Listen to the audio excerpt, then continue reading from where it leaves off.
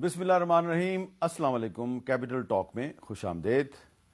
وزیر اعظم شہباز شریف نے آج ایک دفعہ پھر اپوزیشن کو مذاکرات کی دعوت دے دی ہے، کیونکہ ابھی 2-3 دن پہلے جو اپوزیشن کی ایک کانفرنس ہوئی تھی اسلام آباد میں، اس میں اعلامیے میں کہا گیا تھا کہ ہم نے ڈائلاگ کا دروازہ کھلا رکھا ہوا ہے.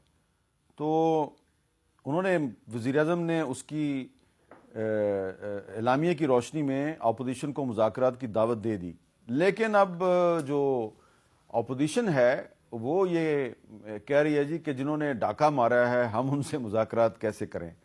اور علیمہ خان صاحبہ جو ہیں وہ باقاعدہ مذاکرات کے خلاف صف آرا ہو چکی ہیں. پہلے ذرا سنیے وزیر اعظم صاحب کے کیا الفاظ ہیں.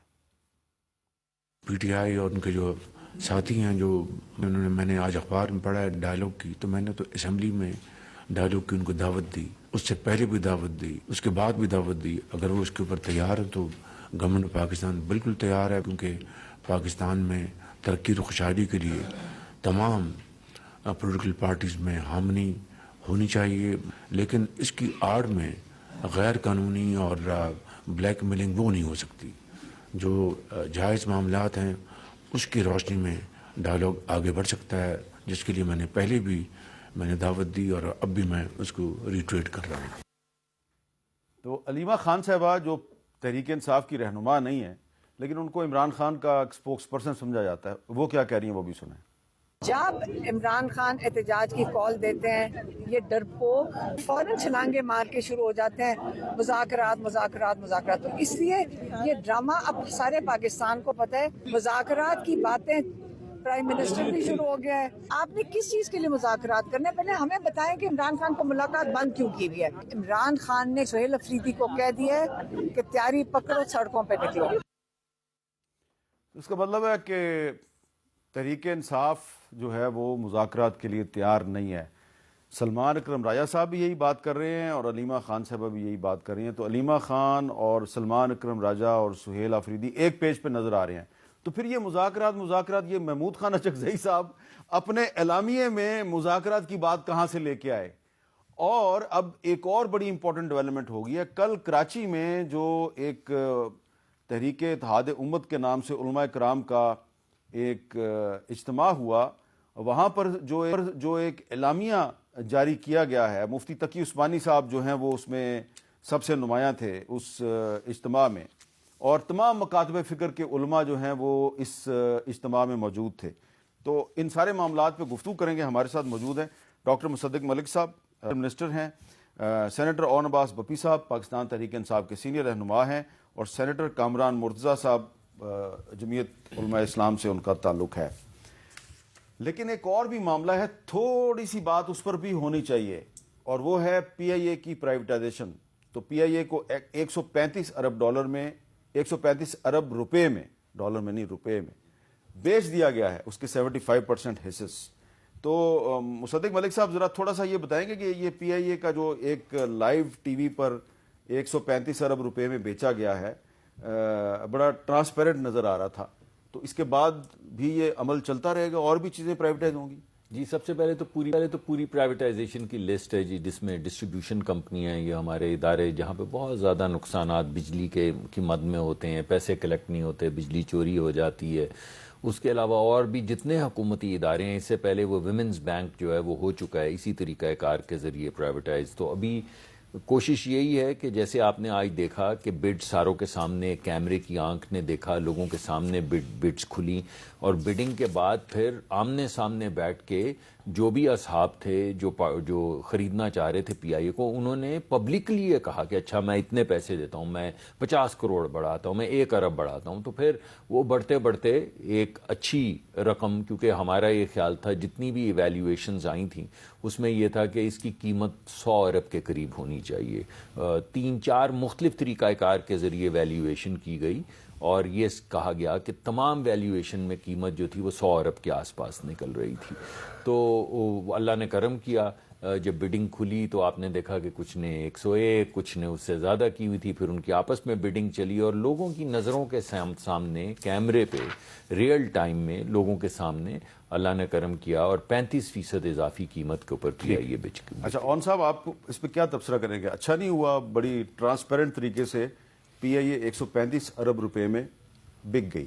اعوذ باللہ من الشیطان الرجیم، بسم اللہ الرحمن الرحیم۔ نہیں، بہت اچھی بات ہے، یقین کریں وہ کرے خدا خدا کر کے کفر ٹوٹا، بڑے عرصے سے ایک چیز چل رہی تھی، لیکن I don't want to sound very negative Mir sahab, لیکن میرا ایک چھوٹا سا اس کے اوپر اوپینین بھی ہے۔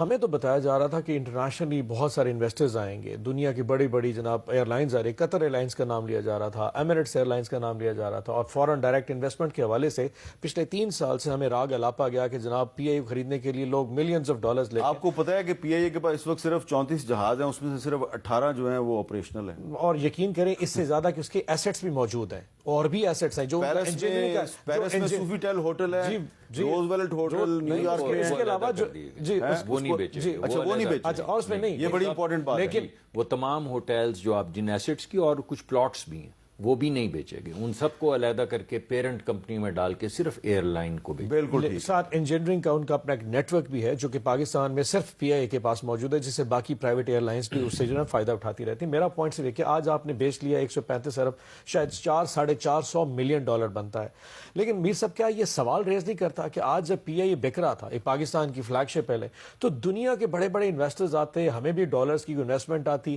لیکن کیونکہ پاکستان کا جو ماحول ہے وہ اتنا کنجینیل نہیں ہے جو ہمیں راگ الاپا کیا جی پاکستان انویسٹمنٹ آئی، کہ لوگ شاید کمفرٹیبل اتنا فیل نہیں کرتے کہ ایک $500 ملین کسی قطر ایئر لائن کے لیے ایک پینٹ تھا، they didn't come. So Pakistan کی لوکل ایئر لائنز اس کو لوکل لوگوں نے اس کو خرید لیا۔ I don't want to میں پھر کہہ رہا ہوں، میں نیگیٹو نہیں ہونا چاہتا، لیکن اگر ایسا ماحول تھا تو شاید یہ کچھ بہتر ہو سکتا تھا، لیکن مجھے ایک چیز اچھا ہے کہ ٹرانسپیرنسی واز گڈ، یہ اچھا ہے کہ لائیو چل رہا تھا، پھر ہم اپوزیشن جو چیز بہتر ہے وہ اچھا ہے، لیکن اگر آپ کا ماحول اچھا ہونا، یقین کریں شاید $1 ارب میں اچھے انویسٹرز اس کو لے کے جا سکتے تھے۔ کامران صاحب، آپ کا کیا خیال ہے کہ یہ ایک ٹرانسپیرنسی کی اچھی مثال قائم نہیں ہوئی؟ یہ ٹھیک ہے، اس کو ٹرانسپیرنٹ آپ کہہ سکتے ہیں، مگر آپ کے جب کوئی ایسٹس، یہ ایسٹس ہے نا، تو آپ کے ایسٹس جب بکتے ہیں تو آپ اس پہ اچھا فیل کرتے ہیں، یہ تو پہلی بات ہے۔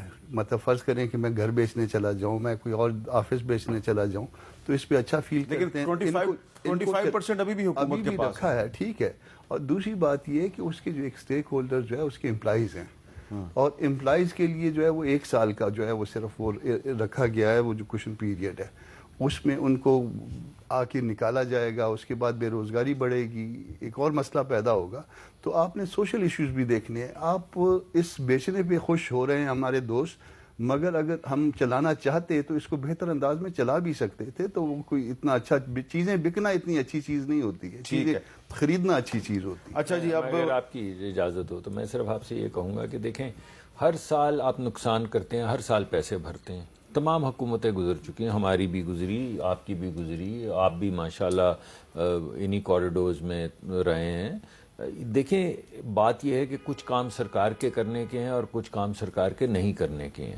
ابھی جو ایئر لائن سرکار میں چلائی جا رہی ہیں وہ صرف وہ ہیں جو مڈل ایسٹ کے بہت امیر ممالک ہیں، ان کی اپنی ایئر انڈیا، جی ایئر انڈیا میرے خیال میں پرائیویٹائز ہو گئی ہے، جی میرا خیال ہے، اور برٹش ایئر ویز پرائیویٹائز ہو چکی ہے، اور سوئز ایئر پرائیویٹائز ہو چکی ہے۔ تو جتنی بھی بڑی بڑی دنیا کی کمپنیز تھیں وہ تمام پرائیویٹائز ہو چکی ہیں، کیونکہ کچھ کام سرکار کے کرنے کے ہیں نہیں۔ فیکٹریاں چلانا پرائیویٹ سیکٹر کا کام ہے، ہمارے پاس لائن لگی ہوئی ہے فیکٹریوں کی، اب ہم بیچنا شروع کر رہے ہیں، بینک بیچ رہے ہیں آہستہ آہستہ کر کے۔